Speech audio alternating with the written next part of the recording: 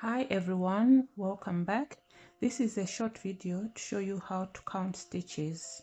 So what I've done is I've used a different color to cast on. So this is the cast on row. So row number 1 starts from here. Okay, so I've done 10 rows and I've used a row counter to count the rows. So these are 10 rows and I started from here. This is row number 1. So let's count. So that's 1, 2, 3, 4, 5, 6, 7, 8, 9, and row number 10 is on the middle. Okay, so that's how you count the rows.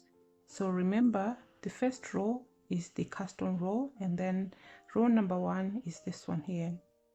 So I use the different colors so that you can see clearly how to count.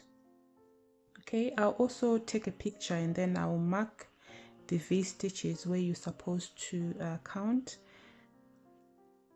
So the stitches you count should be on a live stitch. So these are the stitches that you count. You don't count here, you count here. And if you look closely, there are V's on the stitches.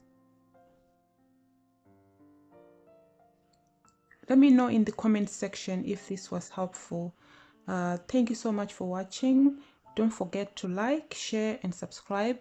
Until next time.